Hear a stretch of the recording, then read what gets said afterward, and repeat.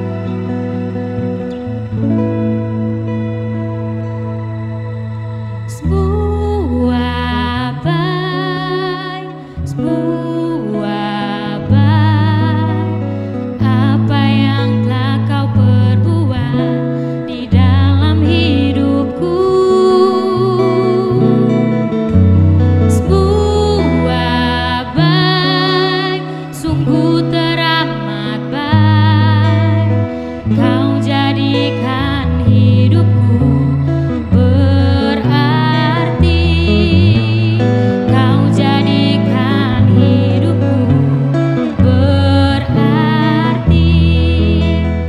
Ya, Shalom, puji nama Tuhan. Pada kesempatan ini, sebelum kita memulai KKR, mari kita berdoa.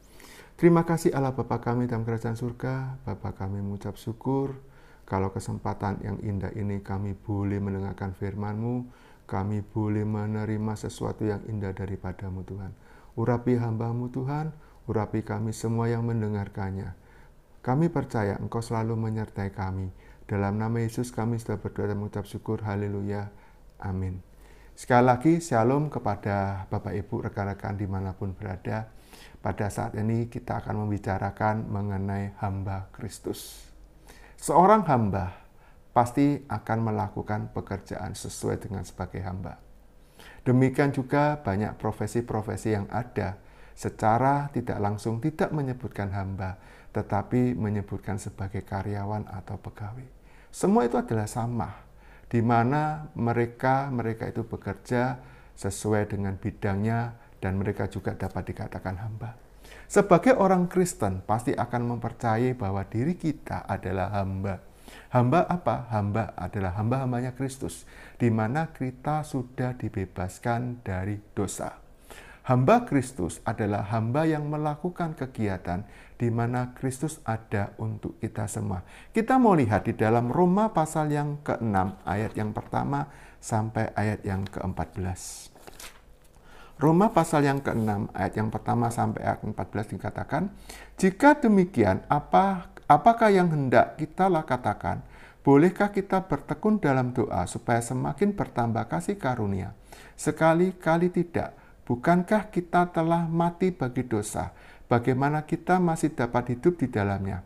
Atau tidak tahukah kamu bahwa kita semua yang telah dibaptis dalam Kristus telah dibaptis dalam kematiannya? Dengan demikian kita telah dikuburkan bersama-sama dengan Dia oleh baptisan dalam kematian, supaya sama seperti Kristus telah dibangkitkan dari antara orang mati oleh kemuliaan Bapa. Demikian juga kita akan hidup di dalam hidup yang baru. Sebab jika kita telah menjadi satu dengan apa yang sama dengan kematiannya, kita juga akan menjadi satu dengan apa yang sama dengan kebangkitannya. Karena kita tahu bahwa manusia lama kita telah turut disalibkan, supaya tubuh dosa kita hilang kuasanya, agar jangan kita menghambakan diri bagi kepada dosa. Sebab siapa yang telah mati, ia telah bebas dari dosa. Jadi jika kita telah mati dengan Kristus, kita percaya bahwa kita akan hidup juga dengan Dia. Karena kita tahu bahwa Kristus sesudah Ia bangkit dari antara orang mati, Ia tidak mati lagi, mau tidak berkuasa lagi atas dia. Sebab kematiannya adalah kematian terhadap dosa, satu kali dan untuk selama-lamanya, dan kehidupannya adalah kehidupan bagi Allah. Demikian hendaknya kamu memandangnya, bahwa kamu telah mati bagi dosa, tetapi kamu hidup bagi Allah dalam Kristus Yesus. Sebab itu hendaklah dosa jangan berkuasa lagi di dalam tubuhmu yang fana, supaya kamu jangan lagi menuruti keinginannya.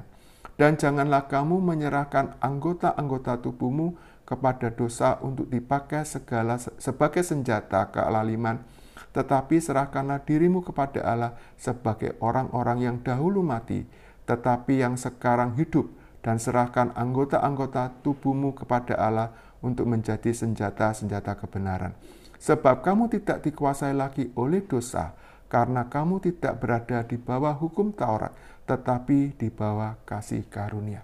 Bapak Ibu yang kekasih dimanapun berada, kita sebagai hamba Kristus, kita telah mati bagi dosa-dosa kita, di mana Kristus juga mati untuk kita.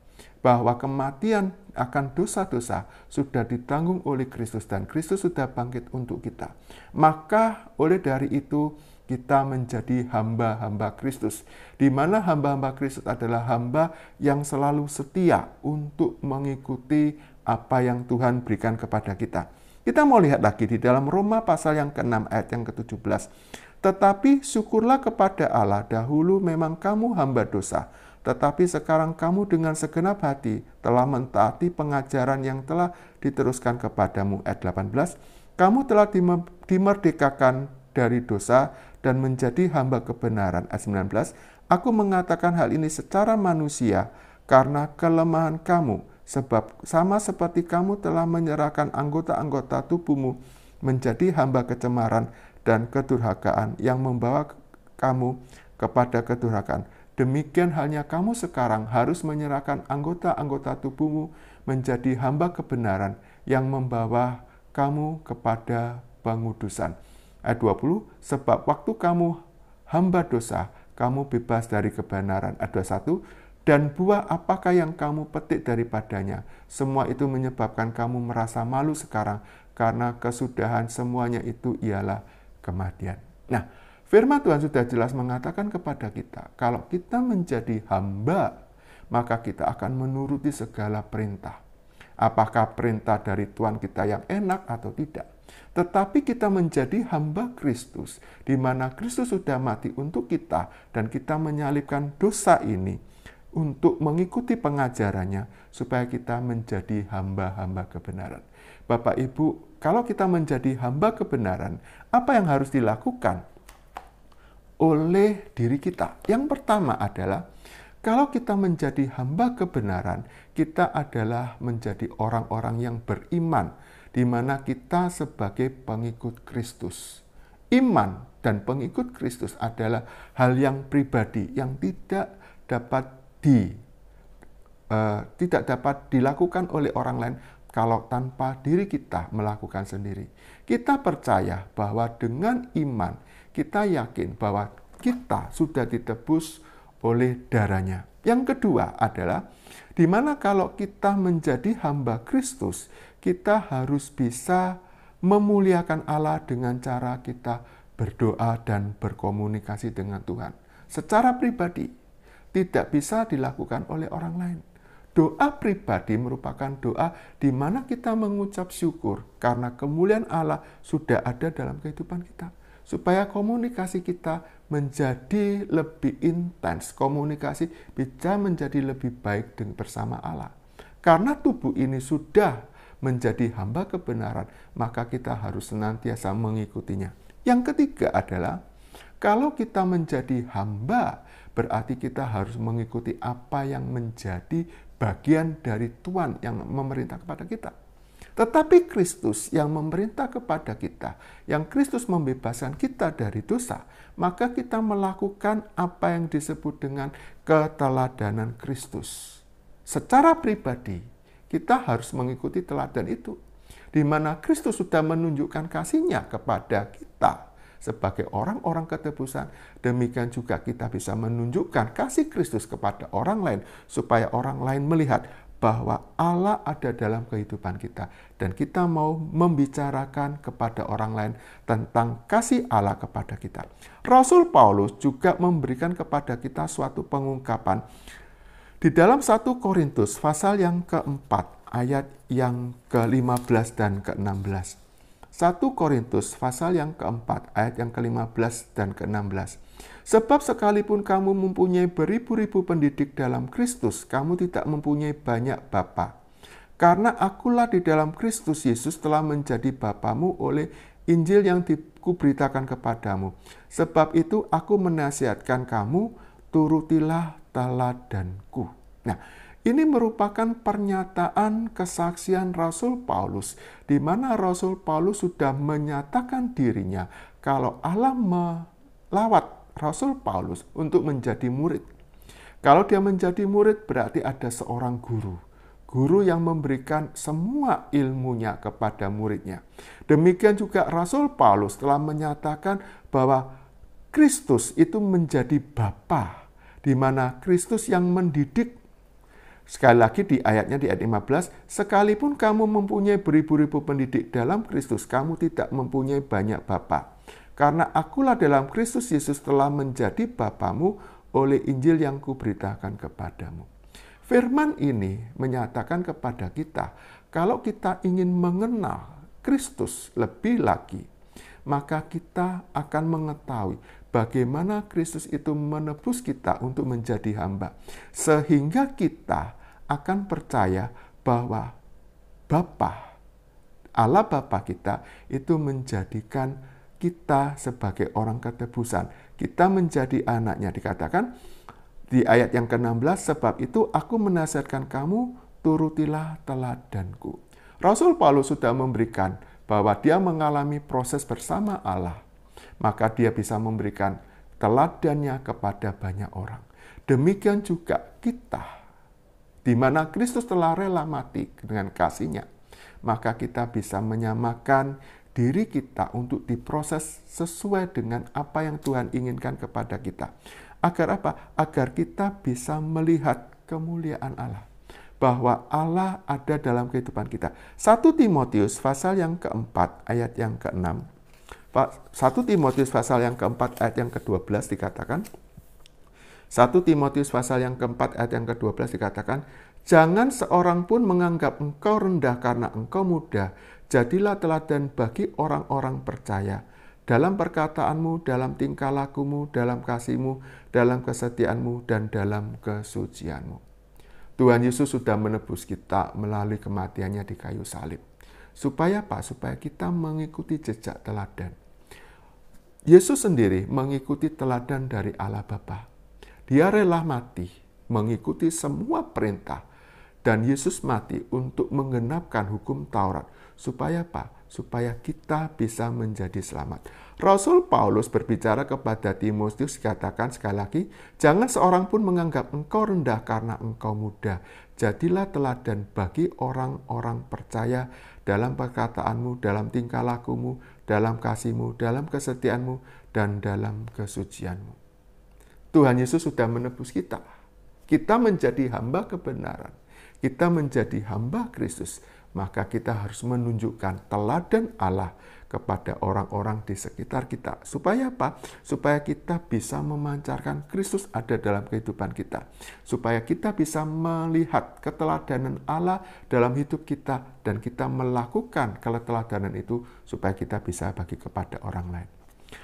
Apa yang harus kita lakukan sebagai hamba dari Kristus? Yang keempat adalah kita mau menjadi pelayan dan pembinaan kepada mereka. 1 Petrus pasal yang keempat ayat yang ke-10 dan ke-11. 1 Petrus pasal yang keempat ayat yang ke-10 dan ke-11 dikatakan, layanilah seorang akan yang lain sesuai dengan karunia yang diperoleh tiap-tiap orang sebagai pengurus yang baik dari kasih karunia. Jika ada orang yang berbicara, baiklah ia berbicara sebagai orang menyampaikan firman Allah. Jika ada orang yang melayani, baiklah ia melayaninya dengan kekuatan yang dianugerahkan Allah. Supaya Allah dimuliakan dalam segala sesuatu karena Yesus Kristus. Ialah yang empunya kemuliaan dan kuasa sampai selama-lamanya. Nah, kalau kita menjadi hamba, maka kita pun harus menuruti teladan Kristus. Kristus sudah memberikan contoh. Misalnya, di dalam melayani banyak orang, memberi makan kepada 4.000 dan 5.000 orang. Tuhan Yesus secara pribadi juga menjadi pelayan bagi murid-muridnya. Demikian juga kita sebagai hamba, kita harus bisa melayani. Di ayat yang ke-10 dikatakan, layanilah seorang akan yang lain sesuai dengan karunia yang telah diperoleh tiap-tiap orang sebagai pengurus yang baik dari kasih karunia Allah. Bapak Ibu yang kekasih di dalam Kristus, apakah kita bisa melayani? Sekarang saya katakan bisa melayani. Tetapi melayani itu harus ada karunia. Kalau kita ingin melayani dan kita minta Tuhan untuk memberikan karunia kepada kita, maka karunia itu akan ada dalam kita supaya kita bisa melayani. Bahkan dikatakan di ayat 11, jika ada orang yang berbicara, baiklah ia berbicara sebagai orang yang menyampaikan firman Allah. Kalau kita dipakai untuk melayani sebagai pembicara, baiklah kita menyampaikan firman Allah dengan benar. Jika ada orang yang melayani, baiklah ia melakukan dengan kekuatan yang dianugerahkan Allah. Kita melayani sesuai dengan kemampuan kita. Kalau Bapak, Ibu, rekan-rekan semua bisa melayani, itu merupakan kebaikan, di mana kita bisa membalas kasih karunia Allah dalam hidup kita. Kita bisa menunjukkan bahwa kita ini menjadi hamba. Melayani bukan hanya sekedar melayani, tetapi bagaimana kita bisa melayani lebih dulu dalam diri kita. Kita harus taat. Yang kedua, kita bisa melakukan pelayanan kepada sesama kita, keluarga kita. Baru pada orang-orang lain. Orang-orang yang ada di sekitar kita.